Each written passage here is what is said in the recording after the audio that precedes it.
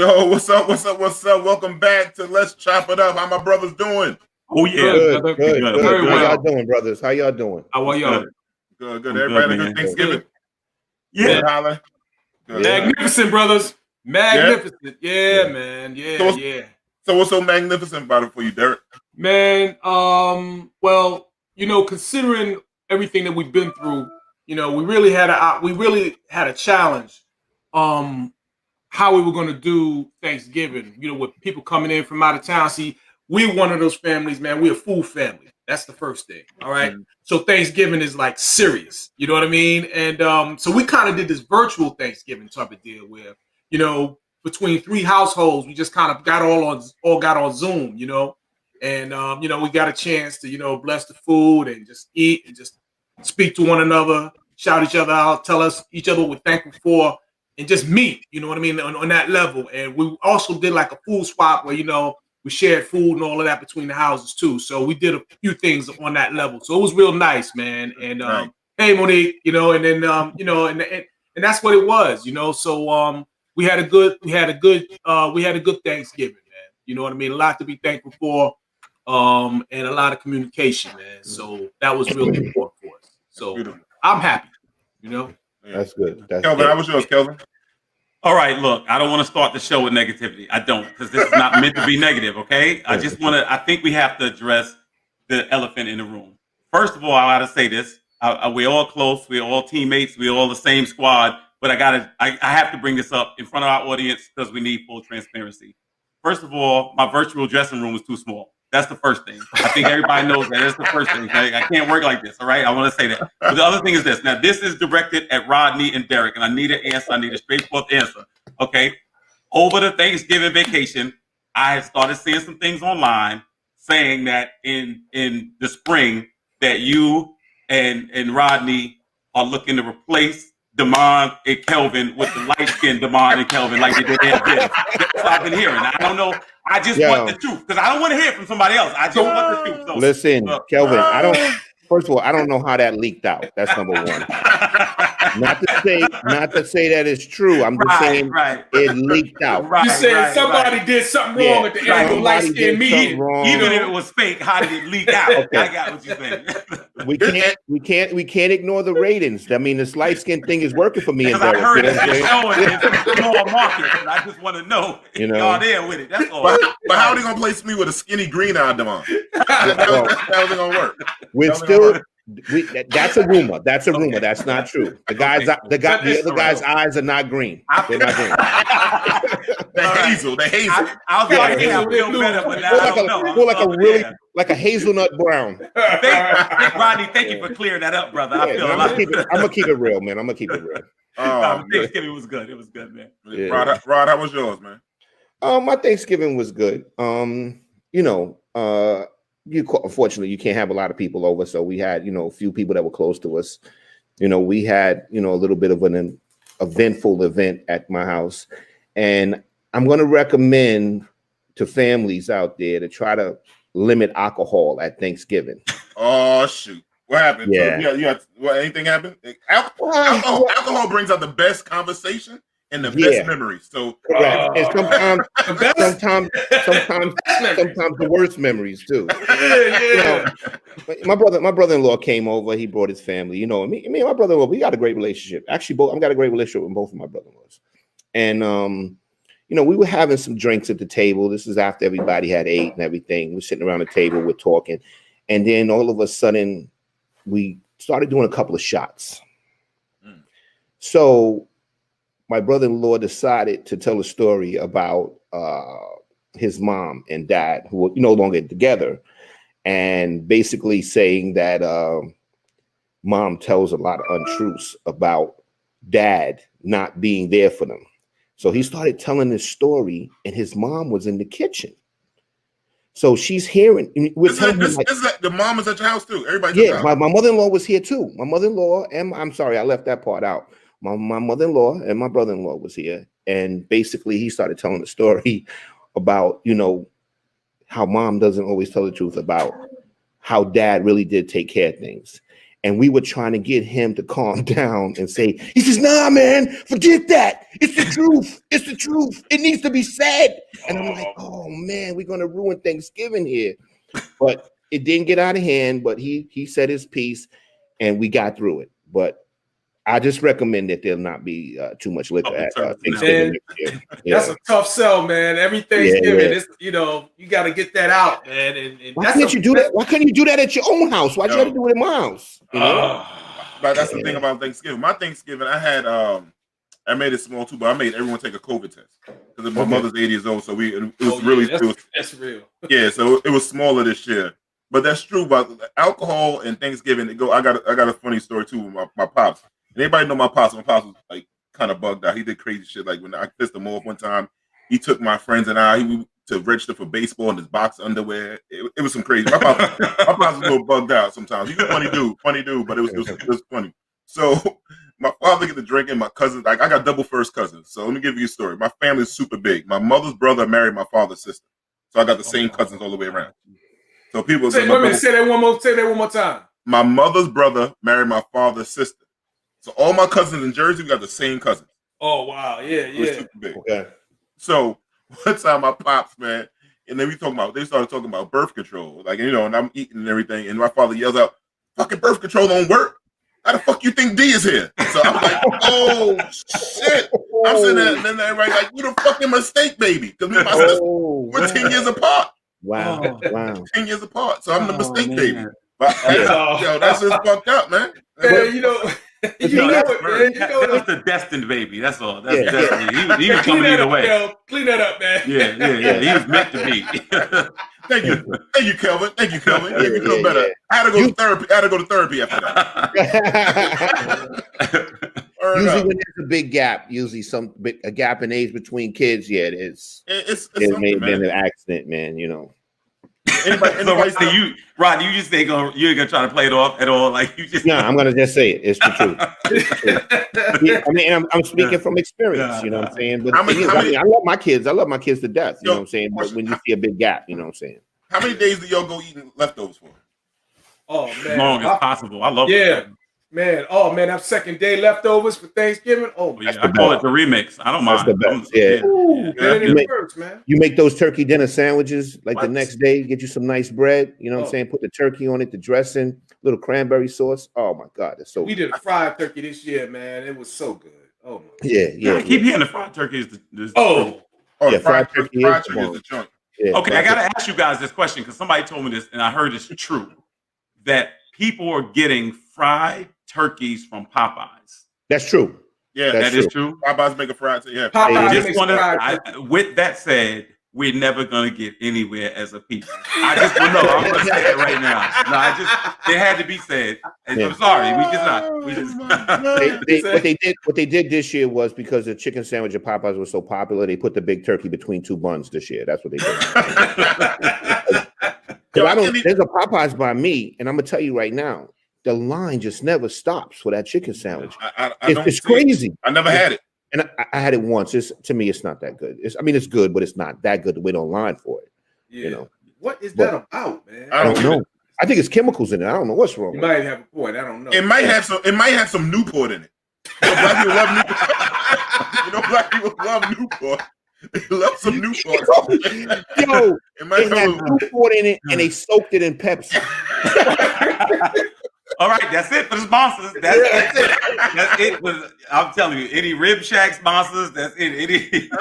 I'm gonna be totally honest. Man, y'all too epic for me, man. I might be a little unhinged on this episode because unfortunately I got kicked off of last episode, so I'm gonna apologize to the viewers. Yo, what's up with what was up with that Teddy Riley last week? Yo, dude, I bought the wildfire off a guy named Jamie in the barbershop, man, and it was a big mistake. Oh, man. Technical Teddy Riley School of Broadcasting. Yeah. So I apologize to all of you for that. I apologize. Yo, and it was funny. Somebody said between you and Brad, because Brad kept on pausing last week. Our guest Brad, and they said he was on Digicel. That shit had me on the floor. That Digicel shit was hilarious, man. Somebody just said the turkey's dipped in Hennessy. Yeah.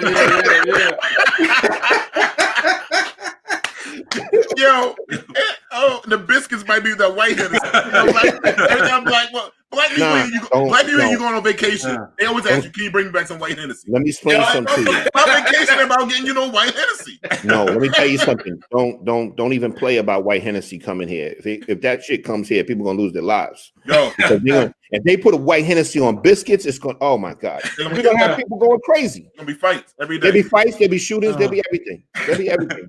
People be coming up there with slingshots. They be doing whatever they got to do. It's crazy. Like when you travel, though, think about when you travel. Every time you go to a liquor store, whatever, duty free store, yeah. They always follow you. Think you want white Hennessy because you big black guy. Yeah. I want no goddamn white Hennessy. Yo, a couple of times I got caught out there. I go, yeah, I do want the white Hennessy. You want the white Hennessy, big guy? Right here, stop playing. Come on, you know you. You want the white Hennessy, right, big guy? I go, yeah, I do. Give me 2 bottles. Yo, that shit's hilarious, man. But yo, so it's Black Friday, man, and you guys went out there shopping? Nah, I didn't do any Black Friday shopping. I'm the last minute. I'm doing cyber. Well, I'm gonna do a little bit of the Cyber Monday, but I'll be honest with you, I'm not really on it like that. You know, like I used to be. 2020 is different. I'm like redefining everything. Yeah, 2020 is a good year to just kind of switch it up, man. Right. I don't know what it is. It's just in the air. You're like, what you want? I'm like, that's good health. Examining how we move, man. Yeah, definitely. It's different. Yeah. It's definitely different. It's like we never seen before. And I'm saying, like, how are people still buying flat screens and stuff? Everybody got them. Like, we just go crazy over the same stuff. Yeah. You know what I'm saying? Flat screens and Jordans. Yeah. I don't understand. Like, how many TVs can you have in a goddamn house? Right. How many big? And how big? Like, it's just ridiculous. So many flat screens. Every day they sell with TVs. TVs are $200 for 50 inches now, some shit like that. Yeah. We won't have one by now, right? Yeah. I don't get it. My cousin hangs TVs. He said he has customers that get a new TV every single year. Really? Every single year, yeah. They get a bigger one every year. They got a new model out.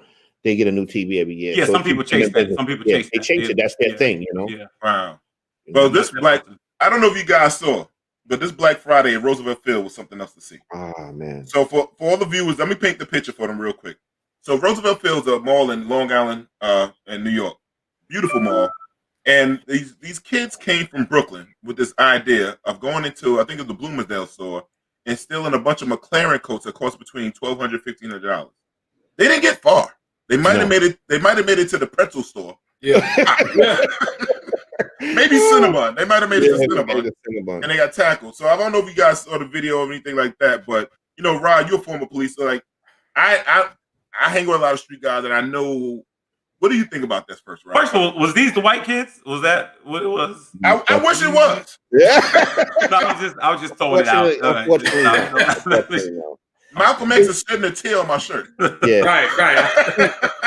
See, the thing is, right? I tell people today, for you to want to be in a life of crime, you have to be out of your mind today. First of all, there's too much technology out there. There's cameras. There's people filming. You know, and for you to go into Roosevelt Field Mall, I don't know if anybody's been in it and see how the layout is of Roosevelt Field Mall. It's not a game. The distance that you would have to get out of the store just to get to the parking lot is far. Yeah. And then the nearest highway is like what? You still got to get maybe like a half a mile out of the mall, the parking lot mall, just to get on the highway. And you got two. You're going back to Brooklyn. Yeah, you gotta get on the Meadowbrook with State Trooper lit. You gotta get on the Meadowbrook, and they're gonna shut the Meadowbrook down. Yeah, no, that's the first thing they're gonna do. Yeah, and you got 3 police departments to get through. Correct. And that's you got Nassau County, and you're gonna have NYPD. And you got the State Troopers. And this time of year, you don't have to shut the Meadowbrook down. It's already shut down. Correct. And let me tell you something that people don't understand. Radio travels faster than human. All they got to do is put it over the radio, and they just start shutting things down. They get the helicopters up, and it's a wrap. You had no chance of getting away with a snatch and grab in Roosevelt Field. That's insane. It's insane. And coats, I'm assuming, are heavy. If they're that expensive, they got to be heavy coats, right? Yeah, and then you can't sell them. You can't sell them for $1,500-$1,200 on the street. You can't. Like, who's going to give you that money? So how'd it go? How did it actually end? It ended terrible with them being arrested, and they was waiting for what I understand, because I know somebody knew a couple of the gentlemen. they was waiting for a Zoom. The judge to get on a Zoom today on a Saturday on the holiday weekend. So that good luck with that. Yeah. Yeah. And I'm assuming everybody's still pleading not guilty. Of course. You see, Malcolm They'd be like, "Yo, you got the coat on right now." Yeah. I came in with these. Those wasn't our coats in the trunk. But the thing, like me as a parent, right? I'm not bailing your ass out because I'm not taking my little money from my job to bail you out for a coat I didn't tell you to go get. You already had a coat when you went to go steal it. Yeah, they were stealing coats. They were wearing coats and they were stealing coats. So why are you going to go get it? You didn't have to get a new coat. So let me give another public service announcement. If you are going to commit crime, Nassau County is not the place to do it. That's all the cops have to do there is look for crime. I mean, speeding violations and people stealing coats. That's the everything. They got nothing else to do. Right. That's it. Yeah, and it made zero to no sense. Like I wouldn't even get a lawyer for this child. Like you would have to really get you have to take a court-appointed attorney for you. And I'm not taking off to take you from Brooklyn all the way to Long Island to court. I'm not doing that. Yeah, you have the Mineola. You're in Mineola. If you make me have to take a day off of work. I don't give a damn if I can work off my phone from in the car in the courtroom. I'm not doing it. I'm not doing it. Yeah. Right. You had a coat on when you stole the coat. Correct. You stealing coats with coats on. That doesn't make sense. Hey, let's what I notice here, y'all. Kelvin got a different kind of background. Kelvin, are you in the music studio? He's in the studio. Yeah, you know what it is. You know. All right, so everybody doesn't know my rap name. My rap name, I'm gonna tell you where it comes from. I gotta just tell you this, okay? All right, I'm not gonna play myself and say that because that's not gonna be good. All right, my rap name is Black Skittles. Okay, I'm. Yeah, why aren't they in the Black Skittles? I was waiting to see where this was going. There are no Black Skittles. I'm gonna tell you something. Black Skittles. D, I'm gonna tell you where I got that from. What happened was, and D, you worked with kids, but at my church we used to do a summer camp years ago, and kids are just hilarious, just naturally hilarious. And I'm sure D, you've had this experience of having to discipline kids, even though they make you laugh. Like in other words, you had to discipline them for talking about somebody else. But when I tell you, this kid came to me and he's like, "Mr. Walter, Calvin called me a Black Skittle." When I tell you, D, I tried to bite a hole in my lip. I'm like, "Look, now I told y'all to stop calling each other's names. Now you apologize. Don't be calling nobody no Black Skittle." I went in that office and was doubled over. Yo, that is the funniest thing I ever heard. Because I'm trying to picture a Black Skittle. Yo, the kids crack the best jokes. Because I remember one time, right, I was wearing this blue shirt and had these khaki pants on, and the kid yelled out, "Hey, Mr. Blockbuster!" Yo, I fell out. So I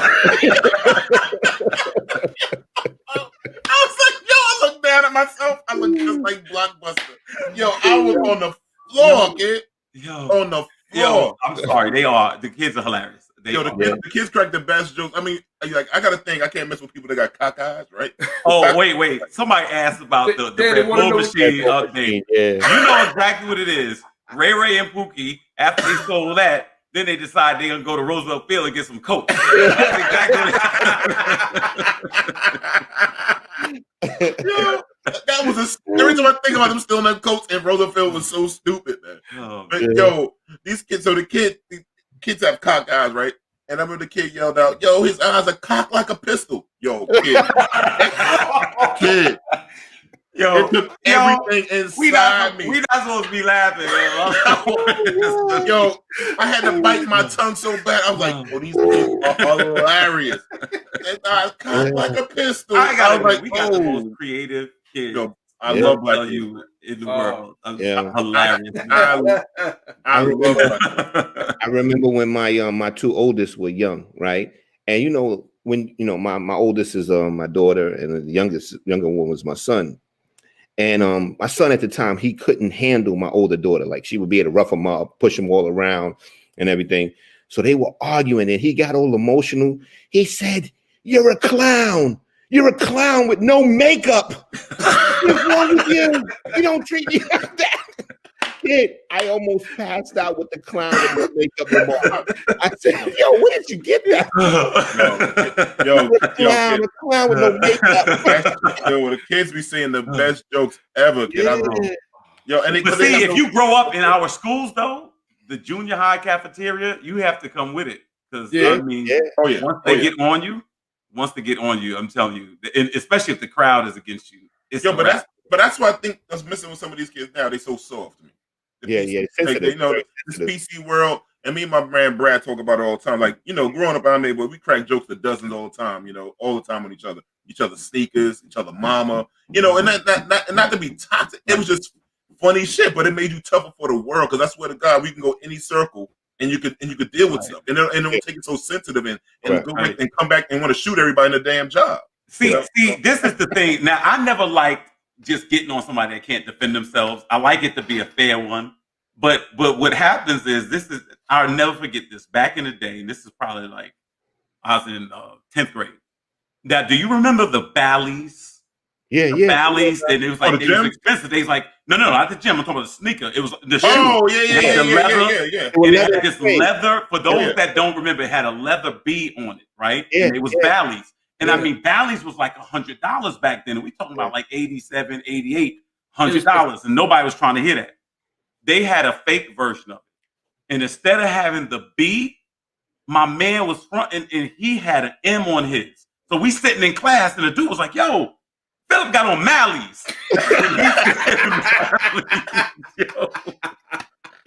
When he said Mally's, we was ruined. I ain't been right since then. If you come to school with something knockoff, it was a wrap. It was listen, one more thing before we go to the next thing.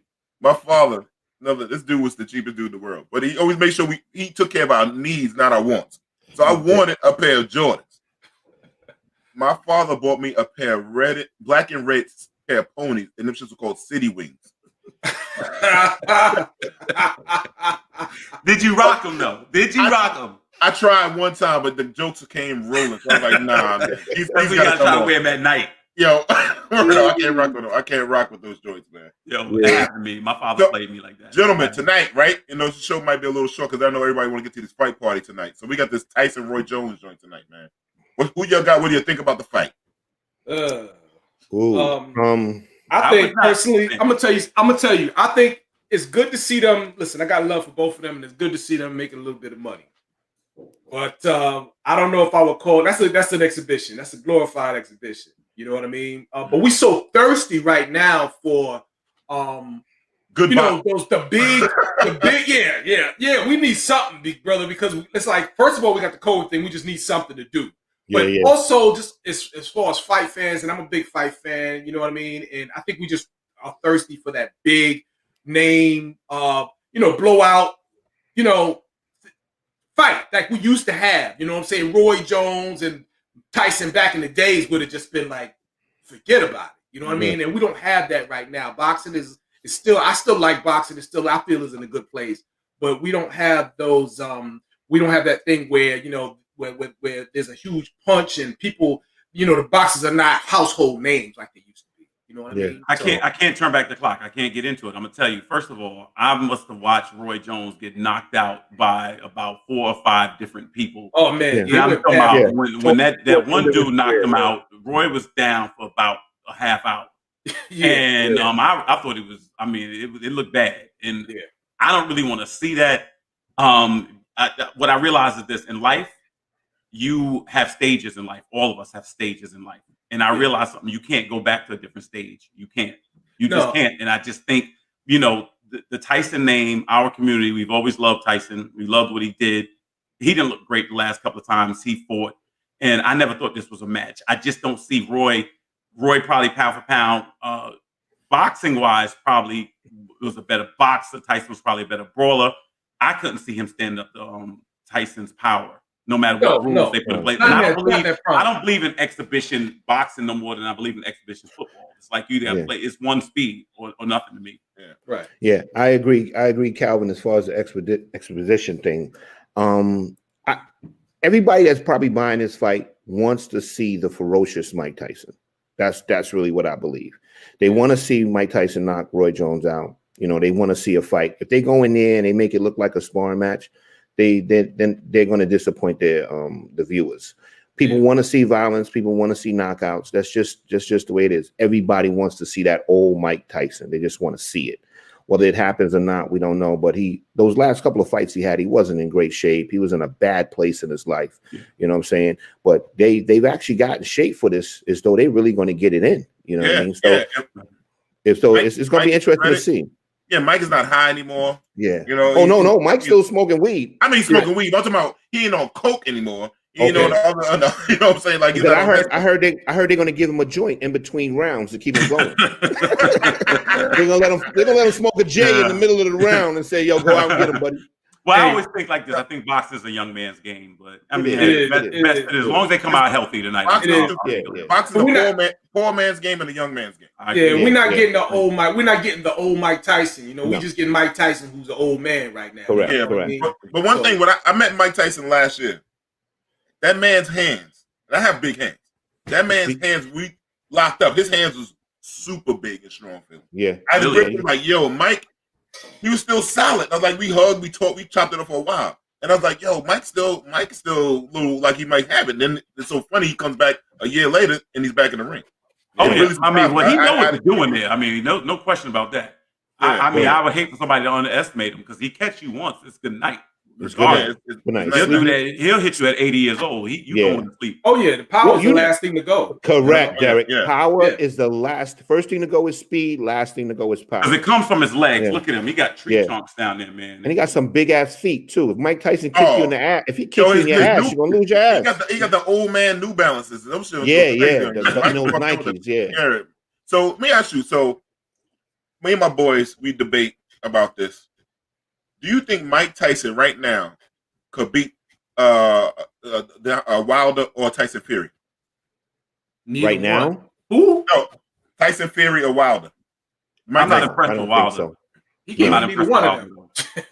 No, I don't think he can beat neither one of them. No, he can't even. No, I would never want to see him get in there with them boys. Listen, in his prime, let me tell you something. He was a force of nature, and he was the most entertaining, one of the most entertaining boxers I've ever seen. I mean, we all have had that experience where, you know, you missed at least one. Everybody's missed at least one Mike Tyson fight because they went up and got something to eat or had to use the bathroom. You know what I'm saying? Everybody's done that. So that's what we remember. All right, let me say this, Derek. I actually believe this. If Mike Tyson trained and, I mean, like really dedicated himself to boxing, I give him a good chance against both of them. I'll be honest with you. I don't see greatness in either one of them. Now, what they have on their side is youth. They have youth on their side. But other than that, what I'm saying is this. We watched Foreman come back at, 44 or something like that and catch a person in a fight that he was losing. He was losing. So what I'm saying is, could either one of them, could Mike catch either one of them flush? Because if Mike get to you, he got to get to you in the first 2 rounds. All right. If he can catch either one of them flush, I think he knocks out Wilder. I think that Tyson Fury defense might throw Mike a little bit off. He got the angles that Fury comes at, but I think he'll knock Wilder out. Wilder's just a handler. He just throw punches. No, listen. Disagree. No, I think you got it. Like I said, right. I mean, I get you. Speed is the first thing to go. Tyson would be a stationary target for the both of them, and plus, I think both of them are over like 6'4", right? So the reach is going to be crazy. 6'7" and 6'9". Correct. And the thing is, it's not just youth; they still have more speed. So the thing is, you can't count these guys out. These are skilled big men that can box and can knock you out. So the thing is, I don't think Mike Tyson now can beat them. Gotcha. Back then, yes, he probably would have went through them like wet toilet tissue. You know what I'm saying? But not now. I mean, but Mike Tyson's what, 53, 54? Yeah, man. Listen, back in his day, he could have got on the inside. He had that speed. Once he got on the inside, forget about it. You know what I mean? He'd have done his work. He'd have never got out the corner. He'd have put pressure on him, and that would have been. I'd give him maybe 2-3 rounds at the most. Yep. You know what I'm saying? If they ran. And you're right, Derek. Once he got inside, it was a nightmare for you. Yeah. But now, let me just interject this. Mike Tyson, if you're watching, that's Derek and Roger. They're the one on that side. Because I'm glad the pandemic's there, because Mike will show up at my job. He would have probably been in this shit. I don't want Mike, if you watch, remember, dude, we chopped it up. We know me and you peoples. Yeah. When we see each other, do not hook off on me, bro. Yeah. That's Derek and Rodney. Rodney, exactly. Now, I mean, if Mike Tyson stepped to me, don't Listen, think that's two different things. Here. I'm out of here. I'm out of there. He's gonna hit me with that line. You know, I'm still Mike Tyson. Right? Yes, sir. Dude, I'm Yes, out of sir. here. You are. I'm gonna stand here and talk to you about this. I'm out of here. The great thing, Mike Tyson said he wished he would have never fought a lot of people in the streets because he said he realized there was a lot of people getting paydays of him. He was beating people ass and using them, and they were using them and getting good paydays. He was talking about that. Correct. Yeah, but now we got the internet, bro. You don't want to be knocked out on it. You know what I mean? Mike Tyson now, man. Nah. Playing there. I ain't trying to get knocked out at this age. I might not wake up. Yeah, I've never been knocked out, and I'm trying to keep the streak going. If you get knocked out at this age, you're pretty much prone to shit and pee on yourself at the same time. At the same time, if he hits you, you're definitely peeing on yourself. Yo, I'm gonna tell you something funny. When in my prime, right? And you know I always got stories. This is true. And anybody that went to Bennett College, I beat this dude ass one time. He shitted on himself. Oh, this is a long time ago. Okay, let me just address any potential sponsor. Okay, this is a post-Thanksgiving show. This does not happen every week. I just want you to know that. Hey, but listen, next week though, we might have a special guest, a former champion on the show. So I want people to tune in next week. We're gonna have a boxing champ. I can't say his name until he comes. Make sure we're gonna chop it up. Make sure until we confirm it. So I'm gonna try to get our good brother on there next week. So he's gonna have a great conversation. I'm gonna see his insight on what he thought about the fight. And another thing I'm gonna ask about the fights going on tonight, the undercard. Nate Robinson, former Nick. Yeah. I didn't know until yesterday. Where'd that come from? No. Yeah, I didn't know Nate Robinson. Yeah, I didn't know either. And I'll just ask this: somebody in the league, G League, offer Nate a job. Commentator, something. Bring the brother back. Don't. Yeah. I'm out here too much. Yeah, don't have him do this. Even the 43 attempts he had at the dunk contest and all that. Bring the man back. But my question is Nate? Is he really into boxing or is this exhibition? I really don't know anything. I just saw yesterday. I saw the weigh-in. I was bugged out. I was like, Nate Robinson? Yeah, apparently he is, man. He's been a little bit of a boxing head for a while now. You know what I mean? How old is Nate now? He's got to be like 40 something, right? That'd be I don't think he's that old. I don't think late 30s. No, he's probably he's too old to be trying to box, man. Yeah. You know what I mean? Yeah. But now you're coming out with it. But you know, he still got the name recognition, and it's all exhibition night. So why not? You put him in there, man. You know? Yeah. So recently, right? They talking about these the vaccines, right, coming out. I mean, I don't know how many brothers going to take them. Or anybody? Because me, myself, and I. You saw what Anton said when he came in the show. He ain't taking it. And this brother was working in the White House and all that. I'm not taking that first vaccine. I'm not taking it. And I just heard that the vaccine, they try to get people to volunteer. Not volunteer. They're paying people $1,500. They're paying people $1,500 to take the vaccine as volunteers. Yeah. Wow. And the thing is, that's scary to me because the thing is, they know that people are hurting financially right now. Poor people. So they're going to get poor people. So they're going to give you $1,500 to take this vaccine, and you probably could grow another eye. Yeah. For all this happening. Now here's the thing, right? What scares me about this vaccine is if it's either 8 or 10 months it took them to develop this vaccine, right? And history's always shown in the past that they usually take about 4 years to develop a vaccine because they have to wait to see if the side effects kick in after 4 years. So the thing is, we don't know if you're taking this vaccine once, if you got to take it every year, like the flu shot. I don't know nothing about this. To me, I think you got to be crazy to try to take that shit. That's just my personal opinion. I'm not taking it. I hear you, man. It's like, you know, when a new car first comes out, you never want to get the first model. You know what I mean? You don't want to get the first model. Yeah, you know what I mean? They rushed that car out. Yeah. That's right. Yeah. You know, I don't think hey, this is your body. I think you should probably have the same mentality with regard to this vaccine. And I think the leaders are gonna have to take it. I think the people that are pushing this, they're gonna have to see some prominent people actually show proof that they've taken it. Yeah. I think that's just it because there is no confidence in it. The public is scared. We've already been through enough, and I think Black people historically have known how experimental drugs have, wreaked havoc on our community and always made us to be some figurative test dummies or literally at times. So no, I gotta admit. Yeah, Calvin, you're right. The thing is, when you see that they're really like in a hurry to give it to us. Yeah. So to me, I'm not feeling that.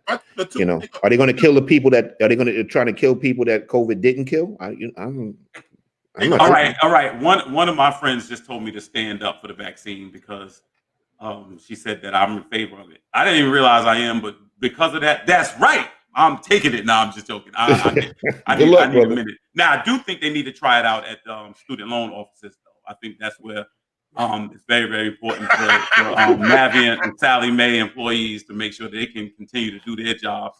And I think they're essential, and they should have the first crack at it. Don't do that to them, man. The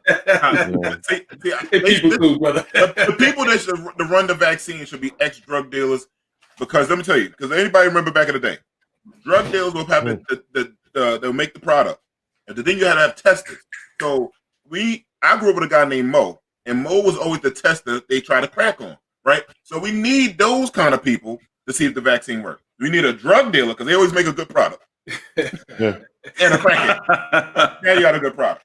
That's how you get a good product. And Nicole just said that city workers and government and healthcare workers will have to take it. I think they are going to perpetuate that. I think they are going to twist people's arm to do that. I don't know how they can do it legally, but I'm sure it's going to be some things like if you want to come to work, or if you want to come to this supermarket, or if you want to come whatever, you have to show proof of driver's license, passport. Yeah, there's going to be some regulation, I would assume. I don't know how it works legislatively, but it is something that we obviously are not comfortable with early on. It's going to take a minute. It really is. But for those that will take it, if it helps us open up the rest of society, I'm praying for you. Do what you got to do. And I'm going to tell you now, if you come back as a zombie, I will put one in your head. Yo, to tell you the truth, they said that there was an airline that was talking about not letting people fly unless they were vaccinated. That might be the thing, man. Yeah, that might be the new thing. What airline it was? I don't know which one it was. I bet you it's not Spirit. Spirit let you come on there bleeding. Yeah. Spirit might ask you to. Spirit might ask you to put 5 on the gas. I ain't fucking. Anybody ever book me on some goddamn Spirit? I swear to God. No goddamn Spirit. Come through the compartment shaking the cup, brother. Don't they sell weed on Spirit? Word up. And Coke. They sell Coke. I'm not messing no goddamn Spirit, man. Yeah. Come on, man. Man. Yo, you remember back in the days you go to 40 Deuce and somebody walk up and down the aisle saying Chiba Chiba? Word. Yeah, that's what they do on Spirit. Chiba. Yo, Spirit Airlines is the worst, man. They got a crack can it. Because everybody knows you gotta be a crack can to fix anything. They don't crack cannons on Spirit. I ain't never getting on that crazy shit. And the stewardess, they be looking crackish. Word. Oh, yellow ass planes, man. Imagine getting on vacation, getting out this damn cab. That's what the cab. All right. So the executives at Spirit again. Oh, we're done. We just having fun. We just messing. Spirit is the dollar cab of freaking airlines. Okay, I tried to save it. I guess that's it. I guess Spirit is out. F that. I'm going in. They're dollar cab of airlines. These are my views. You can find other brothers. Put a disclaimer out. I'm gonna take the hit on this one. I ain't gonna lie. I'd rather go on a paper plane than get on goddamn Spirit. I'm telling you right now, I ain't no way the fuck you put me on Spirit ever. I swear to God, they can sell them tickets for $1. I'm never getting on Spirit ever. Plane. I thought they did. I thought they sold them for $1 now. And they charge you $500 for your bag. Yep. $200 for water. That's true. $80 for peanuts. I flew Spirit to Flint, Michigan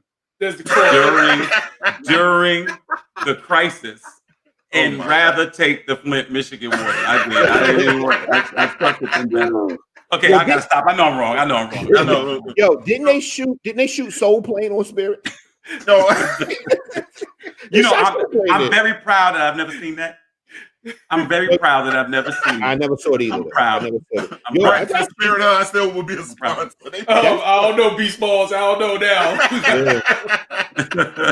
Oh my God! Give a call. What you gotta lose, man? Nah, but this the season, man, of love and stuff like that right now going on with the holidays. And Black love's been like the thing now. If you go on Instagram and all those places, you see a lot of stuff like Black love, and you see like couples and like my parents were married 39 years before my father passed and all and stuff like that. So what do you guys think about the new, like this, like it seems like it's the new wave, like black love is like the new orange, new black now. Like, it's bugged out. So it's like not bugged out because we all probably witnessed it, but just to see people start to really talk about it a lot more. Yo, that's beautiful, brother. I think it's a good thing. I think it's a good thing. The most revolutionary thing you can do, brother. You know what I'm saying? Find somebody, stay in love, start a family, man. You know what I mean? And stay together, brother. That's you know right. What I'm saying? That's right. Revolutionary thing you can do. So with that said, I want to show you a quick little video of Black Love, and then we're gonna have Kelvin bring in our next guest. Even out. I loved him. I didn't want to be without him. I mean, you can be upset with somebody and not agree and, have fights about it and all that, but it's never been that serious where I ever thought about leaving or not wanting to be with him. I'm hoping you're about to say the same thing. I was brought up, I was raised by my grandparents. So my grandfather told me, he said, whenever you get married, and you and your wife have disagreements or falling outs, he said it should stay within your own home. It shouldn't be all over the neighborhood and everywhere else. So when we first got married, I told her, I said, hey, if you get mad at me or we get upset, and you don't want me sleeping in the bed with you because you're mad, I'll sleep on the sofa, I'll go in the next room. You ain't going to your mom's, and I'm not running to my mom's. We ain't running and telling them nothing that's happening in here, because this is between you and me. Right. So and I really believe that real strongly. I think the whole concept of love, commitment, and marriage is not in its proper place today. Because I think a lot of females feel like love is butterflies in your stomach and looking perfect all the time, and he's smelling good, and he treating you, like royalty all the time. That's not reality. But a lot of women and men, I think, and you can correct me if I'm wrong, go into relationships with the wrong idea about what it comes with. Okay? And here's the thing that's different for us too. It's not just a feeling when you love somebody. It's a decision that you've chosen this person and you're going to be committed to this person, and that there are going to be tests, trials, struggles. You're not going to always agree on the same thing. But today it just seems like the mind said, okay, this ain't working no more, I'm out. See, this is the thing. The problem, I think, with relationships today is people are too selfish. It's all about them. So I get ready to leave the house, he's got my glasses sitting on my purse. You see what I'm saying? He knew me and cared enough about what I needed, my shortcomings, because I am very forgetful. So he gets ahead of that. And he said, she ain't going to remember these glasses. Let me put them on her purse. She got to take her purse with her. Those things are worth gold. And that's why 49 years later, technically 51 years later, you can say this is somebody that is a keeper for life. And that's how I sincerely feel. Oh, thank you, girl. Oh, you knew that. You knew that was still here.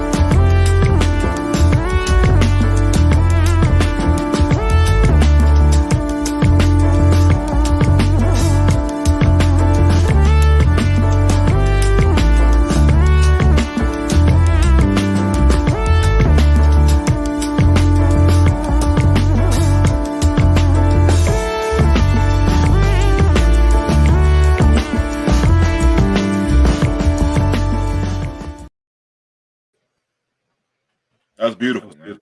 That is amazing. That's beautiful. That's amazing. I said that on one of the episodes before. That's beautiful. You don't let anybody into that world. Just keep your business your business. Hey, I like my girlfriend to have a girlfriend, so they number one person coming through. More the merrier. Hey, one thing I saw from that clip, man, I saw in my own marriage, man, when she said that he takes her glasses and puts them down for her, like, you know what I mean, so that she can leave. Mhm. I gotta acknowledge my wife for doing that, man, because I am the most absent-minded person ever, man. And she does things, not that, but things on that level for me. Oh yeah, you know, so much. So it is important. Oh yeah. Me and my wife have that same relationship where my weaknesses are her strengths and vice versa. Oh. So the things like I'm not the most administratively sound person, but she is. But when it goes out to dealing with people and making deals and whatever, I'm that guy. So we role play. I use my strengths and she uses her strengths, and it comes together. Oh yeah, same. Oh yeah. So Kelvin, with that said, Kelvin, can you bring in our next guest? Your dear friend? Yes, way to segue to the only unmarried person. After all, I'm very, very proud. We're very, very fortunate to have this next couple that I'd love to introduce to the Let's Chop It Up family and audience. I've known them for, countless years. This is John and Ebony Stewart, who are married. They've been married for, they've been together for 25 years, been married over 20 years. And Ebony recently wrote a book called Behind These Four Walls. Please, if you get a moment, check it out. It is a phenomenal book, excellent on family and relationships and marriage and everything and just success. It's a very, very easy read. So at this time, I'm very proud to welcome into the studio Mrs. Ebony and John Stewart that are here joining us from Queens, New York. Great to see you guys. Great to see you guys. What's up, guys? How y'all doing? Very good to see you guys. All right. Queens money. I want to. You Southside, we outside. We outside. Listen, I'm so glad that you guys could join us today and have a chance to introduce you all to our audience on this forum. You two have, first of all, I don't know a couple who loves each other more. I mean, there may be some couples that love each other as much, but definitely not more. You two are best friends. And what I can say that I'm so proud of, that you live it. You live it. You actually implement the things that you talk about. Also, for those that don't know, they are the founders of MFS, Mentoring for Success. And it has really, really been a life-changing movement that they've had. And it's been going strong now. What is it, about 5 years now, Ebony? Is it 5 or 2012? 8. I think it's about 8. Wow, 8 years. 8 years. So I've been a part of it. And please definitely look them up. First of all, how are you all doing tonight? Oh, well, thanks for asking, bro. We're doing great, man. I appreciate you, man. Just like that say something. You know, we good. Ebony, I want to start really, if we can, about the book a little bit. My nieces have the book. Some of my friends have had the book. I've been reading the book. I've read the book. It is phenomenal. First of all, congratulations on it. Excellent, excellent. But what made you go in that direction? What made you go that route? Oh my God, that's a story within itself. Yeah, we might not have that much time. I know. We gotta crunch it though, crunch it. So I never planned to write a book. Mm-hmm. And for years, John would tell me, literally for years, he's like, you need to write a book. And, you know, I'm a hood chick. I'm from Red Hook, Brooklyn. I'm like, that ain't me. That ain't what I do. I ain't writing no book.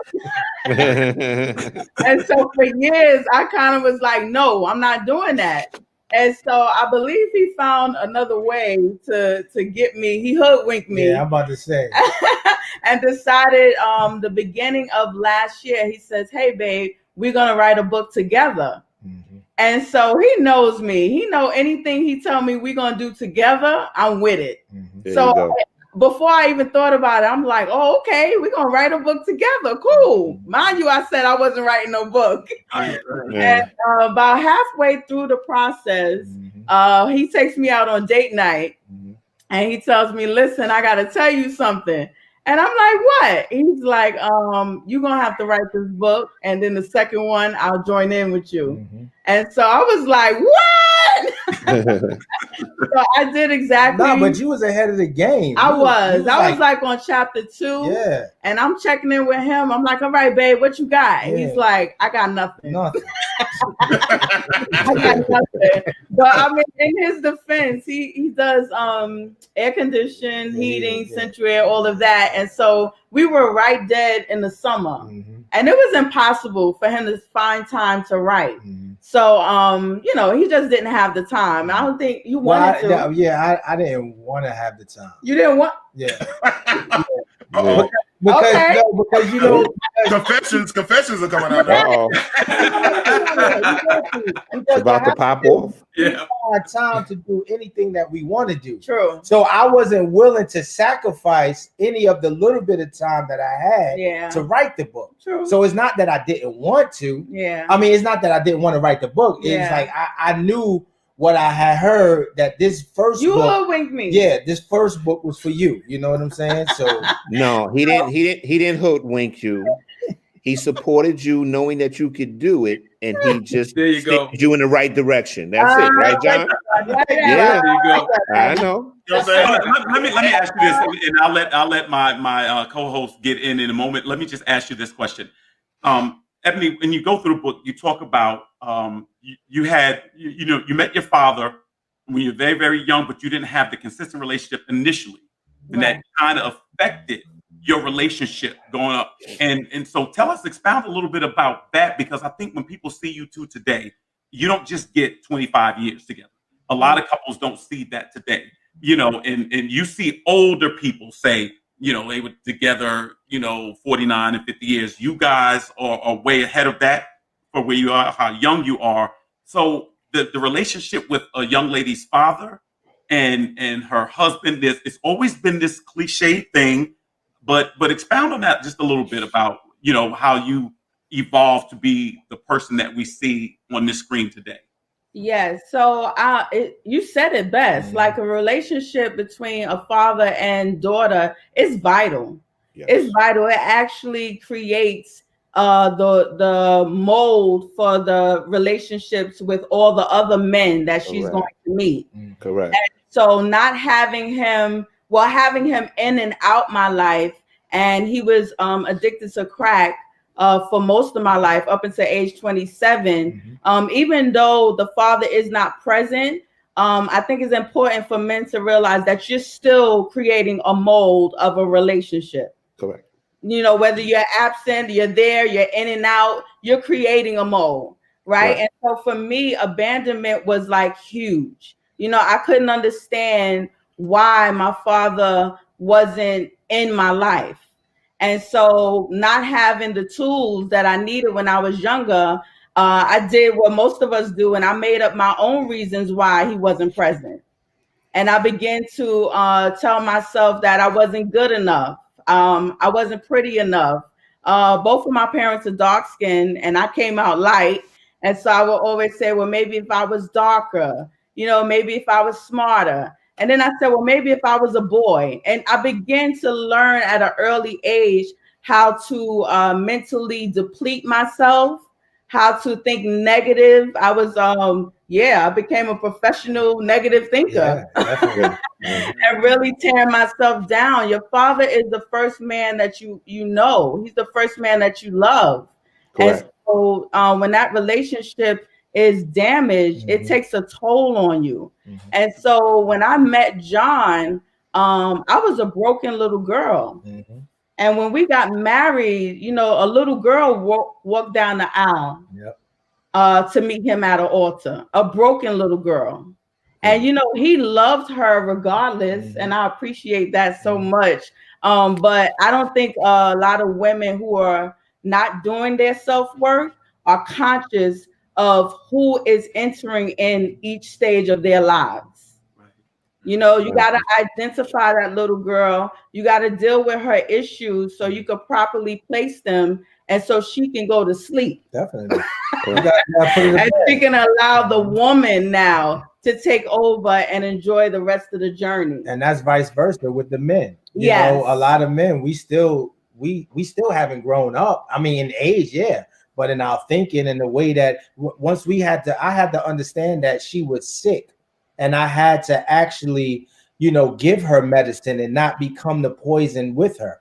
So me saying that is like when she had her soul tantrums or her temper tantrums as she was acting out, I had to look a little bit further on why is she acting out instead of acting out with her and want to like go upside her head or something like that. Right. I had to figure out like, yo, babe, like what is it? Because it's not the laundry. It's not because I left toothpaste on the side of the sink. Like it's a little bit deeper than what we are making it. Yes. So we had to figure out with one another that we had to be transparent enough and have the trust in each other to open up. Because for me, you know, born and raised, you know, where I was born and raised, like my dad told me never to trust a woman. You know what I'm saying? The streets told me never to trust a woman. But at the end of the day, I'm like, that's a flip-flop because she don't trust me neither. So like to this day, we always tell each other like I will never trust her and she will never trust me. And I know it's like kind of, you know, weird saying that, but it's like, you know, for the believers, it's just like I have to believe, you know, the God in her, just like she has to believe it in me. Because if you walk around and not trust each other, you're gonna drive yourself crazy. I mean, but let me ask you this question: how did you guys, to be that young, how did you keep it together until you evolved to this? Oh, because you want to go? No, I just feel like. Oh, that's nice. Look at that. I love that. Go ahead, girl. Go ahead. Let your queen speak. Let her speak. Go ahead. I feel like when we got together, the one thing that we had was a decision to love each other. We came into the marriage deciding that we were never going to get a divorce, that we was going to rock out forever. You know, we were friends before we even started romantically getting involved or whatever. And we were young, but we were friends. Like he would come sit on my stoop. We would eat heroes, chop it up, crack on each other. You know, like we had that type of relationship. And he was the homie. And so I was like, you know, wow, he's real cool. All the while, you know, he had a plan. Yeah, I did have a plan. Let me say this. First of all, I want to just say this to everybody. Everybody in our studio audience today will receive a copy of the book. Okay, well, it's not a lot of people here because of social distancing, but if you were here, you would receive a copy and be under your skin. Okay. I just want to say that. Now, there's one thing that now you are both Christians. There's one thing that is controversial to some people, and it may be more of a secular mindset to today's woman. Early on in the book, you say, when I submitted to my husband. And that word is a trigger for a lot of people. So to today's woman, that because I've always said that we almost put like opponents against each other today. So when you say that, I actually know what you mean. I actually understand what you mean. And I know there's a lot of people that do, but expound on it because some women feel like, okay, that means she must be subservient to him. That means he must lord over her. So in your own words, give me why you use the word or the term submission. Because submission for me is an access door to a successful marriage. And I feel like a lot of women want a successful marriage, but we don't want to go through the doors that we need to go through. And submission is one of them. Submission unlocks so much for me. I get more benefits out of submitting than not submitting. So the benefits that I get is that I get to let him become and be the man that I always knew he could be. And so my submission supports him. It covers him. It nurtures him. You know what I mean? It falls in, it makes a decision to love the soul of a man and not just his performance. Right. So submission is an access door. It's not subservient, like you said. It's I don't know, it's a culminating. It's an assistant. Right. You know, I'm assisting him and he's likewise assisting me. We always say that because of the word of God, we know that we submit one to another. Definitely. So, now I want to share this, Ebony. I have to share this. I have to jump in here. So everybody at home, I just have to read this. Okay. So as Ebony is thanking people in the book, she saves her husband for last. She said, lastly, I want to thank my king, my babe, John Stewart. Thank you for choosing me. I'm honored to be called Mrs. Stewart. Marrying you was the second best decision of my life to accepting Christ. Thank you for being my soulmate, my number one encourager, supporter, confidant, mentor, accountability partner. It's because of you that I endeavored on this journey of writing my first book. You always see and bring out the best in me. I am eternally grateful to God for gifting me with you. Thank you for loving me like Christ loves the church. The agape love we share gives us the ability to walk in our purpose. I pray everything for that you pour into me. I thank for everything you pour into me, that it be multiplied back to you through me and then others forever. Now, I just think it's phenomenal. I've never had anybody say that to me. You know what I'm saying? That's why I'm sitting here by myself. You know what I'm saying? But I appreciate that. And I know that John gives you flowers every week. I know that you all have a date night every week. I know that he loves you like Christ loves the church, and that is powerful. But I've taken most of the time. Fellas, please chime in and definitely talk to our guests. First of all, I want to say to all you ladies, you better understand. You better go get you a big man. See, look at this love here. Big man loving on at nighttime. Big man is protected. You know what I'm saying? Look how happy she's smiling. You gotta get yourself a big man. You can't walk around with these skinny dudes out here, man. These little matchstick ass dudes out there. Man. You gotta get some big loving, man. Big loving, man. It's called the belly drop, baby. You know what I'm saying? She like, don't you tell our stuff. Yo. The thing is, like, I'm sitting here listening to you guys, right? And the thing is, I've talked to married couples, me and my wife, you know, have friends that are married or whatever, and everybody doesn't have the greatest marriage. And what you guys are doing is the same thing that me and my wife do, and I promote to other people to do. Yo, you give your woman credit. You give your man credit. It's not a shameful thing. Too many couples feel like, oh, if I talk too much about my husband, they're going to think that I'm submissive and I'm a slave. If I talk too much about my wife in a positive note, oh, I'm soft, I'm weak. No, dude, that's why you married her, because she's part of you now. He's part of you now. And that's the way it's supposed to be. And I love the way you guys are sitting there talking. Young people need to see this. They need to see this. Yeah. And I tell them all, Rodney, you know, that she was my intelligent choice. Yeah. When I was searching for her, when I was seeking for her, and that same drive that she had then, why is it now when it's time to make a decision that I can't hear from her? Correct. It's a union. It's a union. It's two people together. But that's my intelligent choice. So I married her for a reason. Like, I need her opinion. Like, tell me something, even though I'm gonna make the final answer, but at least it's like, okay, let's run it, because you may see something that I don't see. That's right. And me and my wife had that same conversation all the time. But that's usually how it is with women, especially with black women, always are protectors. Like, if you look on hieroglyphics, right? You got the black woman holding the man's like this. She's always got our back. Yeah. She always see stuff before. She's hanging behind us because she's watching the whole scene. So I don't understand when dudes try to like keep their woman pigeonholed and stuff like that. I don't get that. Like I need that woman to support me because I can't see it all. Correct. You can't. It's a team effort. You can't see it all. Somebody said, I think Miko said that women usually will submit. They just do not get the right man they feel comfortable submitting to. He is not doing his part. So I guess you gotta. I'm thinking it's just saying, like, you gotta be the right man for a woman to want to submit to. You can't be these punk ass dudes running around here nowadays. You know. I mean, well, the decision. Yeah. Well, the problem is that you keep choosing the wrong man. There you go. So for me, you got to look within yourself, and here goes self-work again. Because what are you attracting, and why do you keep attracting the same person in a different body? Correct. They come in light skin, they come in tall, they come in dark skin, but it's the same spirit. The same kind of man that don't want to do nothing. Is to say, so now you got to go back to the drawing board and say, okay, what is lacking in me? Where's the deficiency? Why do I keep attracting this same type of man?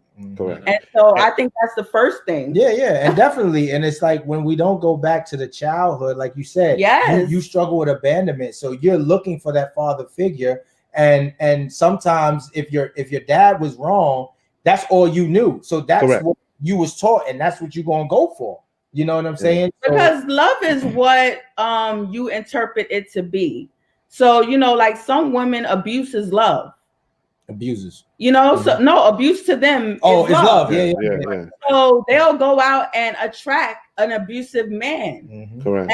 And it's repetition, like it's like almost a vicious cycle. For sure. Because they haven't come to the revelation of why am I so, you know, gun ho on keep on picking an abusive man. Yeah. So it's a lot of healing that has to go on the inside so that you can make the proper decision, and then submission is a no-brainer. Because when we go to the shelter, not to cut you, but when we go to the shelter, we mentor because we mentor teen moms that's homeless and they have kids in the shelter, and a couple of the girls said, "Oh, I love it when he kicked me because that expresses like his we love." actually had a young lady said, "Well, when my boyfriend hits me, that's when I feel loved the most." Yeah. Oh yeah, that happens a lot. I'm in the same line of work, so I seen that with a lot of women and stuff like that. Yeah. I got a question for John though. Like, you know, John, you know, you from South Side, we outside. Yes, like, you know, like for a man, like how, like some of us, we are guarded too. Like, you know what I'm saying? We've been hurt, scorned, we done slept with chicks that had boyfriends. And how do you let down your guard? How do you be vulnerable as a man? Because a lot of guys don't know how to be vulnerable. Yeah. You know what I'm saying? A lot of guys don't know how to even cry in front of a woman. Yeah, I'm a crying beast. I cry all the time. So and it took work for me. Yeah, right? in the beginning, that was the issue. Yeah, because what happens is it's like I never saw love in my household. Like I never really seen my pops and moms kiss. So like I seen my pops cheat on my moms like all the time. And I think somebody asked us this question in the beginning, you know, how our love is whatever, but we saw all the things. I saw all the things that I didn't want to do. Right. And I made it to myself, like, I don't want kids like my pops, like with 6 different women and kids over there. No, I wasn't built for that, because it's like when I said I'm going to love, I love hard. So for me to become vulnerable, Eb had to make the house conducive for that. Like she had to make me feel safe. Like she had to create that safe zone. We call it a safe zone. Like when he's saying house, not literally the house, not the home, the house the of house our marriage. Yeah. Within our marriage, I had to create a safe zone for him, and it took a while. It was a journey. You know, constantly reassuring him that he could tell me anything and that I was there for him, and most importantly, how I begin to get him to open up is by opening up myself. That's right. So he would come home and I would strategically start conversations and begin to tell him about my childhood. And I would become vulnerable. And if I needed to cry, I would cry. And if I was angry, I would let that out. I would just begin to share with him. And it created this atmosphere after a while, like, wow, she really is, you know, like giving it her all. And I feel so safe. You know, if she's safe enough to share with me, it provoked him to want to share his feelings and his thoughts. And you used to always say, well, you know a lot about me. Like, start telling me certain things about you. And that's why I would, like, slowly, I wouldn't give it all. I'll just give it a little bit. And just to see how much she could take. Yeah. You know, and to this day, she still wants to know how many women I slept with. You know what I'm saying? But don't tell her. Don't tell her. That's one, you know, one of the things that, you know, I don't feel this, you know, so appropriate for. John, if you got to carry the one, first of all. John, Go ahead, D. John, you always just say it happened a long time ago. And you remember, and you don't remember, it's all fog back then. That's like, you know. I got one better for you. I always tell her she was my first. Yeah, that's what you gotta say. That's what you gotta say. Even if you had kids, you still say she's your first. Yeah, John, the one in the street. I was a virgin. John, I want to ask you a question, right? Sure. You know, I'm probably a little older than you. The thing is, when we deal with friends that are males that we, you know, grew up with, hang out around, how do you deal with them judging you about how your marriage runs? Oh man, yo, you know what I'm talking about too, right? Yeah, no, it's been crazy because like I mean, I had dudes like try to had me come out to Swoop Rendezvous. They all would side chicks. And John, it's a long time ago. Long time ago, John. Yo, we've been together a long time, though, D. I didn't see you in that spot, right? I wasn't there. Remember? I have. We got to the point where, bro, and this is no exaggeration. It's like I used to even take her with me to the strip club because that's where everybody was hanging. You know what I'm saying? So I'm like, best wings in town, the best chicken wings in town is the strip club. Yeah. So back then, the wings and the thighs. And the breast meat. And the breast. So I'm like, yo, if we gonna do it, let's do it. So it got to the point where dudes was like, yo, you bring Ab everywhere. I said, bro, what else you want me to do? Like, I'm leaving that type of lifestyle alone. But back to you, Ronnie, they used to judge it all the time. Correct. I know. I can do is never change who I am and let them, and hopefully that it will spill over into them. And I just be like, yo, this is what I'm doing. Like I wouldn't care what you doing, what you choose to do, because we was all doing it together.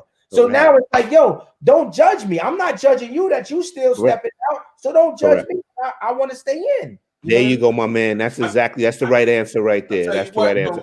Because the thing is, we as brothers, right? We should be happy to see another brother happy doing his thing. You know what I'm saying? Sometimes misery loves company. You know what I'm saying? So sometimes we negatively try to pull each other back into a bad place because they see that you're doing your thing, you're happy, you got a good woman, you got a woman that's loving you, holding you down. When you move, you turn around, she's right there. They don't have that. So it's a little bit of jealousy, a little envy there too, But the funniest spot, and I hear you coming, Derek, I'm sorry, but the funniest thing about it, what I learned from seeing it, and once was that guy, if I go into arguing with her and all that, my man's in there be the first one up trying to scoop her to the left. Yeah, correct. You know what I'm saying? Correct. So don't try to rock or wreck my joint. So you try to slide up in the bun and have me looking out here looking suspect. You know what I'm saying?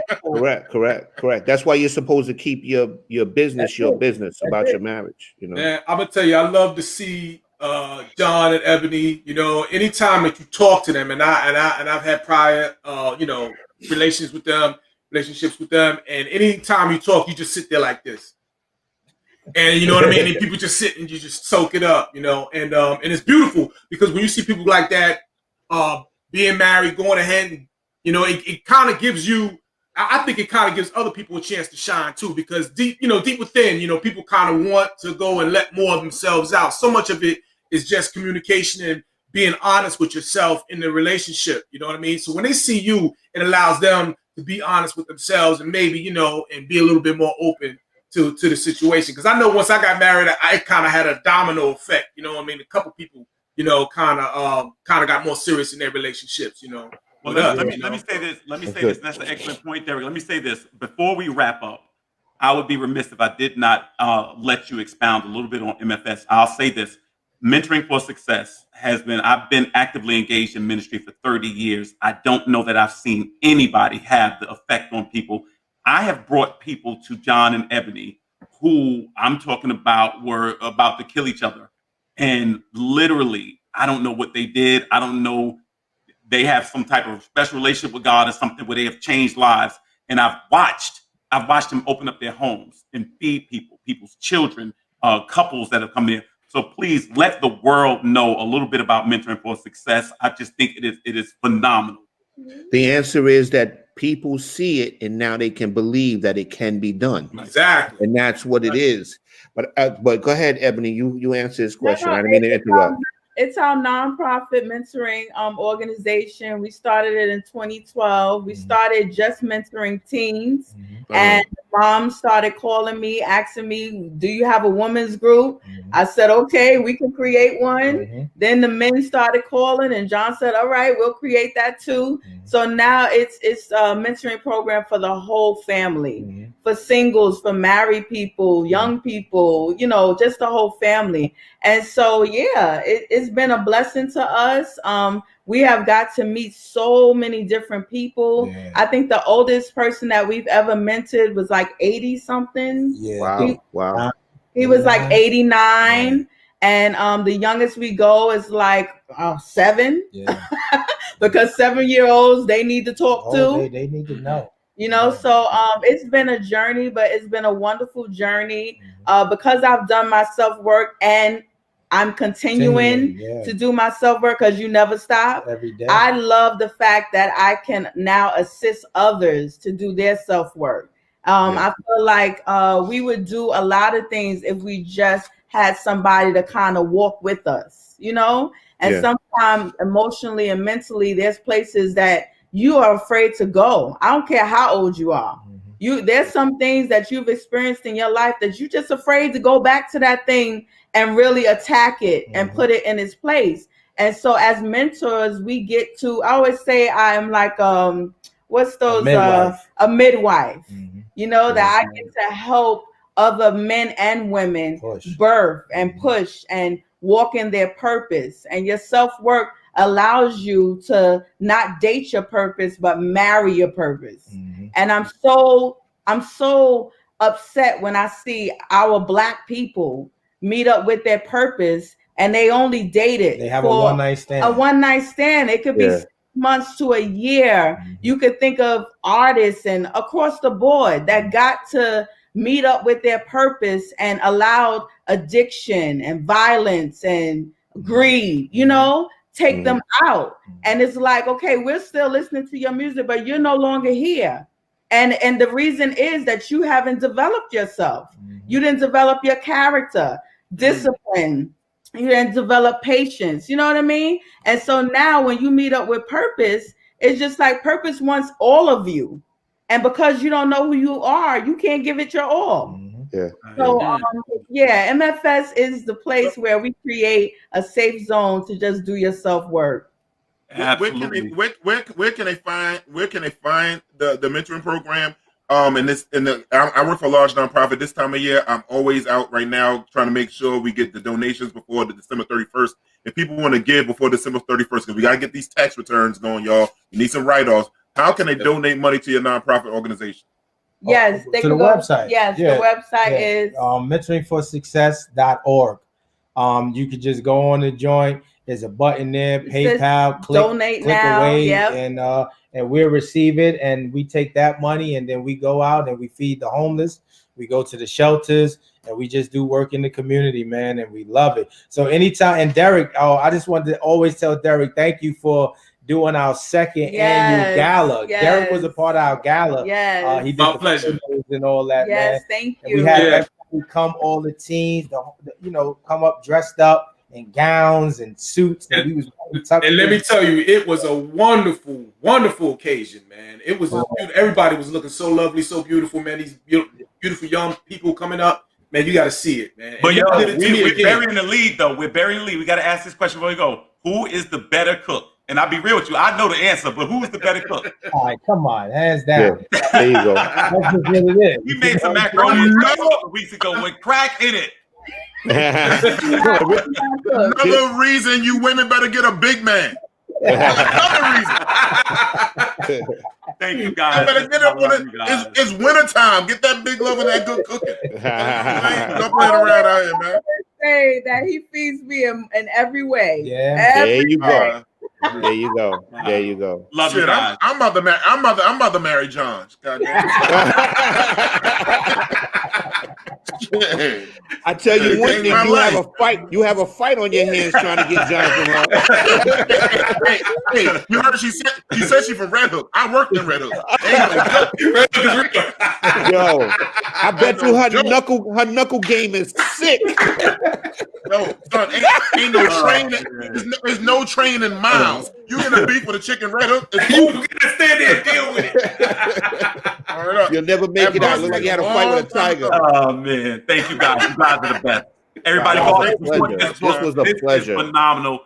Believe me, support this book. It is life changing. Sis, I'm so proud of you, John, my brother, my man. So proud of you. Yo, anytime you guys need a fill-in, y'all just holler at us. You know what I'm saying? Okay.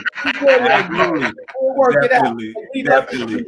platforms like this where true men can get together and have one woman over here, and she's carrying herself well, and absolutely you know what it is, and it's respectable, and we just good like that. And that's what I wanted to say too. I know y'all gotta go, but I honor all four of you, Black Men Kings. standing up, taking your rightful position. It keeps the tribe alive. Yeah, man. We as women, we take our hats off to you, and I honor you for all that you're doing. Encourage you to keep going and making an impact in this generation. Thank you. Thank you, Ebony. Thank you, John. This was a pleasure. Man. Have a great night. This was a pleasure. Enjoy the fight. Yeah. Yes. Hold on. Who do y'all got on the fight? Who do y'all got? I'm going with Mike, man. I don't know. I guess I'm brainwashed because once he hit him, it's over. I don't care. Once he connect, somebody either going to doodle and pee or just it's one or the other, bro. We love you guys, man. It's been a love blessing. You, brother. Love you, later. Later, man. Good night, you guys. All right, later. Peace, brother. Peace. Oh man, that was good. Man. Wow, that was delightful. I love Yeah. seeing that. I love seeing man. that. Yeah, the whole thing. That's like you. We saw black love. We saw a little bit of talk about community. We talk about helping other people. That whole segment was about healing amongst itself. What a segment! Yeah. That was very good. Very good. Very good. man. Very good. Thank you, guys. Thank Beautiful you guys. guests. That's right. Beautiful guests. You're Listen, right. they're beautiful, man. I could just sit there and listen to them, man. I'm telling you. Yeah. You ever seen them and just sat and talked with them, man? It's just and the story, like John from around the way. We all lived a crazy life at one time. So and like she said, she from Red Hook. To see that beauty, like it can happen. People will talk about like happen. It's true. Let me tell you something. I go back with John to we was probably 8 years old. And it was the funniest thing because John was a dude that was in the street, but he was always in church. So it was the craziest thing as a kid. But to see him, I mean, I have friends that have gone to seminary. I have friends that are going to Bible school. I've seen John and his wife, they just put the work in. And I mean, they see results and they live it. And when I tell you, he worships the ground that this woman walks on. And I mean, dead serious. Like, you can't invite John nowhere without Ebony being there because he wants her there. And it's so great for young people to see. It really is. Yeah, people That's right. That's good. That's what we need. We need positive married examples because unfortunately, sometimes we're not seeing it in our homes. You know what I'm saying? So we get caught up in a lot of things that we shouldn't get caught up in. We get these negative depictions of what love is, what life is, and we continue to follow this negative channel. We got to stop doing that. And we need a guide. Sometimes we need a guide. Sometimes it's good. Yeah, you need a guide. Right. For people have been deceived so long, and most of us grew up going to barbershops. You hear the older guys telling you certain things, and your cousins are telling you and things like that. And at the end of the day, you get a lot of erroneous information that's not beneficial. You know what I mean? So I think the way we come into relationship may be wrong. The way we come into love is wrong. Most of us are taught about lust way before love. Correct. When we were younger and things like that. So nobody really, my parents never talked to me about sex. They never, ever did. My father was like, he gonna figure it out, or you just gonna know. No, his father didn't talk to him about it, and that's just it. So you don't have somebody to lead, right? Am I right? Hey, no, you're right. But he probably didn't need to tell me, man. No, right. That's what I'm saying. I learned about sex. I learned about sex from a dude named Juju. Now you imagine how that shit went. His nickname was Ernie Dirt. Ernie Dirt. Now there's a guy that can teach you about sex. Nah, but on a serious note, I could feel what she was saying about her father and stuff, because your father is for a woman, it's definitely the first man that you should love. And he should also show you how you should be loved. You know what I'm saying? And I always said too, like, mom teaches you how to be a woman, but dad teaches you how to be a lady. You know what I'm saying? So when that's missing, you know what I'm saying, you don't know how to find a man that's going to treat you right, be there for you. You keep going after these men that have these negative images, or maybe you saw something negative in your household, like abuse or whatever, and you followed it. I had a coworker tell me one time, and it knocked me on my butt. She said to me, I like my husband, but I love my baby daddy because he used to whip my ass. Wow. It floored me. It floored me. It floored me. And I said, like, you think that's a good thing? She said, yo, that's how my father used to do my mother. That's what she said. Floored me. That's what she was used to. Let me tell you, there's a strange security that comes with that, man. You know what I mean? Just like knowing that's what you're used to, just, you know, the familiarity of it. And then, you know, where else can you go from that? You know what I mean? It's like, you know, that's just, really, you know, if that's the worst you get, you can deal with that. It was so bad. It was so bad. She still was sleeping with her child's father and cheating on her husband just because he used to whip her ass. Yeah. Yo, look at pimps. You know what I'm saying? I know a pimp named Cashmere. That's what the women love him, because he used to beat on him like that. The shit was bugged out, but I don't understand it. That's a whole nother conversation. Another conversation. We can talk about that. But since we on the topic, like, one thing I noticed with John, we talking about like friendships and stuff. Like, hey, hold on, who is that random white man that she's walking in the background? Oh my God! Hey, man. No, cut that check. Cut him a check. Cut him a check. You gotta get a check, man. You gotta get a check. You gotta get a check. Yo, I got family members, man. I got family members. Derek is the first black person to have white people enslaved. Yo, Derek, keep up the good work.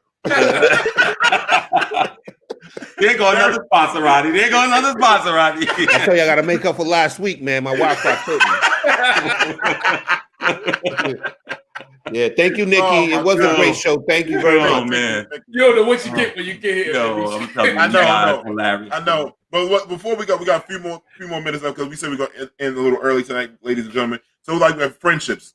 My thing, how do you like when people falling out? And some of there you go again. Derek said my drink is getting low. Get in here. Yo, how about crazy? Derek held up the drink and the dude came out. Derek is running slavery. I'm free for long out. He got slavery going on. Man. Yo, let's make him the Let's Chop It Up mascot. You better chill. That man about to organize. He in there on the phone right now. He in the background singing "We Shall Overcome" in that room. That's what I want to ask. I want to ask this question. Honestly, I just got to ask this question. Oh my God! What happens if you go to a black event and they sing the black national anthem and a white person take a knee? We get your ass whooped. That's a good question. Forget what I was about to talk about. Let's talk about that. Yo, that's a good question. Oh my God. Yo, I didn't even think. Yo, what would I do? No, y'all see what kind of shirt? I know what you would do. Shirt I got on. He be moving furniture up in there. That's what. Oh my God. Oh my. I hope it don't happen around. I'll be like, it out. You know, I would be like, I hope that you are sick down there. Other than that, you better get up. Please don't have around. Please, I like black. I'm gonna call on Black Jesus for this one. Black Jesus, Black Jesus. Yeah. Please don't let no white person do this. Oh my God! I'm sorry with this random stuff. No, man, that's a good. That's a good. We got to get that to Chappelle. We got to get that to him. He got to do that sketch. No, real quick. Forget the time. I'm gonna say the other time. Dave Chappelle. Did y'all see what his little 18 minutes he did on Instagram? Yeah. Yes. That was kind of. So Dave Chappelle, I didn't even know he doesn't own his own name, his own rights to the Chappelle Show. Oh yeah. Correct. Dave Chappelle did 18 minutes explaining why people should boycott Chappelle Show because he's not getting paid. Yeah. He's not getting paid. Yeah. And he like Netflix understanding he doesn't feel right about it, and Netflix is being real. They figured the long run, like, let's keep our gravy train happy. We won't show the Chappelle Show, and he can do other specials. We can make a ton of more money off Chappelle. Right. Oh, definitely. Well, let me ask you this question. I really want to ask this because someone was saying this recently. Kevin Hart did a special, and it created a lot of mixed reviews from people. One of my friends was just really upset. She's like, other comedians have been going at him, tearing him apart, and things like that. First of all, did any of you guys see a special? Second of all, do you think Kevin Hart is kind of a target now? It just seems like once he had hit that level that he hit. And I still think Dave Chappelle is the best today. I think Eddie is the best of all time, but I think Kevin Hart is a 20s comedian that's overrated. I don't watch none of this stuff, so I didn't see it. I think he's so overrated. Wait, say that again, D? I think he's so overrated. Kevin Hart? He's just a funny. He's like a figurine that can make white people joke. He just yelling loud. He got away with words. A figurine. He is. I can't. Oh, figurine. I like what he does with his family. I'm very happy that the brother's successful. But corny as hell. Well, you know, comedy is subjective. It is subjective. I'll say this. I liked a lot of his earlier stuff. Once Hollywood gets you and you get in the mix of it, it just seems like something happens in the wash. But do you think it's fair? Because I noticed when he does something, Cat Williams goes at him hard. Mike Epps goes at him hard. Do you think that's fair? And when we have some comedians on, I want to ask them, but do you think that's fair? I don't think that's fair. I think that if you dig on them, you dig on them. You don't. You know, that's all. But, you know, to me, it just seems more like, I don't know what he did. You know what I mean? To really warrant that kind of, you know what I mean? What you're talking about. I think it was success, Derek. I think it was success. You know what I'm saying? I think it was success because they've known him. A lot of younger people may not know this. We've known Kevin Hart for better than 20 years. Correct. Somewhere along the line, Kevin hired some new management and got with some people, and he really bolstered his career because before, that's true. Kevin's been around a long time. You look at some old movies, Kevin Hart was in Death of a Dynasty. He was on Soul Plane. Soul Plane, right? All that stuff like that. But you never heard people go at him until he started doing arenas and theaters and stadiums and stuff like that. And I mean, you know, don't get me wrong. If you're online, people are going to criticize you. Right. But that's correct. Fellow comedians, it seemed a little harsh, though. A lot of people felt like. Yeah. But you do realize negative press is still good press. Like he still stays relevant. Yeah. I've always still stays relevant. Yeah. The thing is, you know, like, I mean, I'm not a big Kevin Hart fan. I think he's all right. Like I agree with D. He's not that funny to me. You know what I'm saying? But Kevin Hart has come a long way. And the thing is, part of making it to the top, you're going to get a lot of criticism. That's the way. That's part of success today. Right. My grandmother used to always say, she said, you don't worry about when people are talking about you. You worry about when they stop talking about you. Right. That means you ain't worth talking about.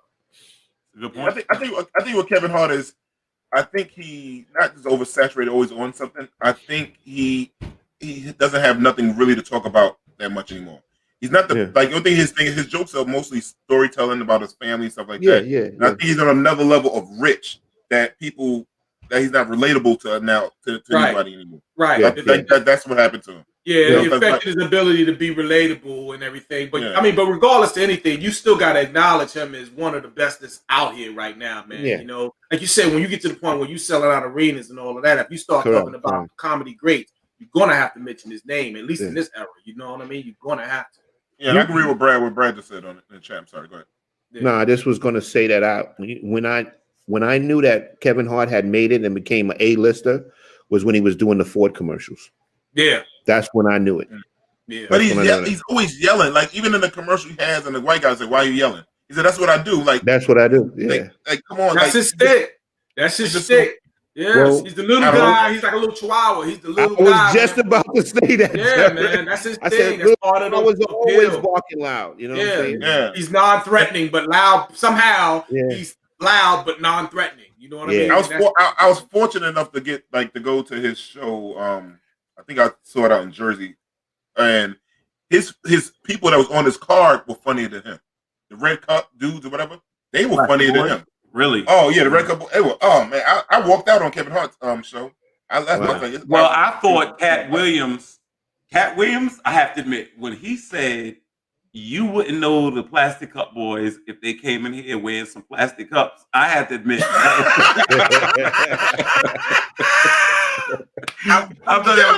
And I don't know why Cat got to go at him. I'll just say this: we all know success breeds contempt. What I'll say about Kevin Hart, I think Kevin Hart is a one-trick pony. That's the thing. I think Chappelle is brilliant. I think Eddie is just supremely talented. I think Kevin has one lane, and what happens is every movie he looks like Kevin Hart. Every special he looks like Kevin Hart. And I thought Laugh at My Pain was funny. I thought Let Me Explain was funny, and I thought Seriously Funny was really, really a good set. But as you go further, it's something different when you now have to be funny. And somebody says you owe us a special, and you don't have time to develop it and work on it. And then the other thing is this. Dee said something earlier, and I believe it. I've always said this. I believe that success is the enemy to comedians and boxers. That's why what made Mayweather good. He boxed like he was broke. And that's what made Richard Pryor the best, because they say Richard Pryor was always the same, rich or poor.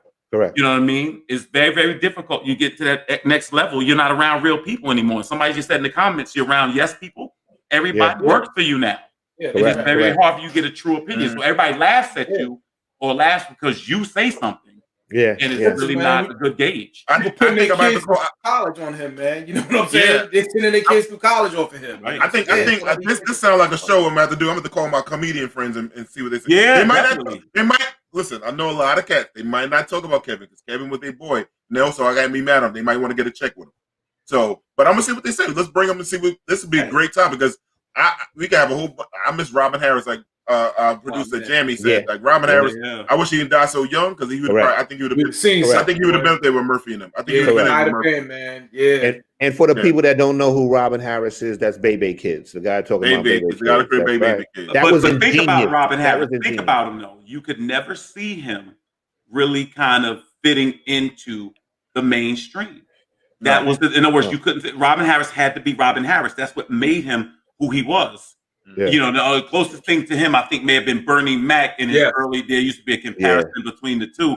But what happens is Hollywood says you've got to conform to what we want, and if you don't, then you're going to stay on a certain circuit and level. You know what I mean? You're going to be Jadakiss, not Jay-Z, and that's just Correct. You'll be on the chitlin circuit. I would look at, like you said, I think Cedric the Entertainer had to conform. Like you said, Bernie Mac.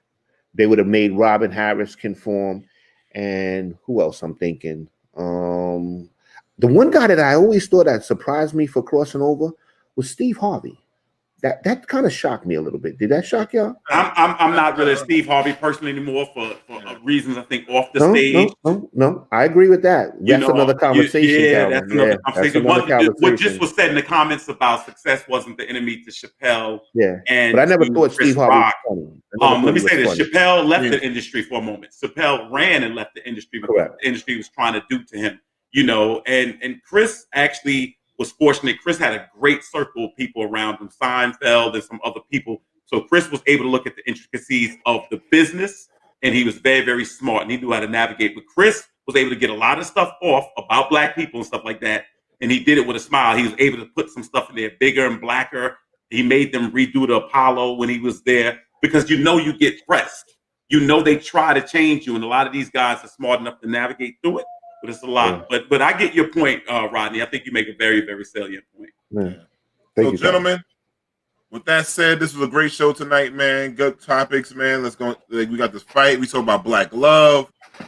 I thoroughly enjoyed this, man. I was kind of tired. I was like, man, I don't know if we're gonna be able to do it tonight, but man, y'all woke me up on this. This was a good show. We got Kelvin in his new studio waiting for Kurt Franklin to come in. That's right. Yeah. Waiting for God people about to come in and start Yo, spit those bars, Calvin. Spit those bars.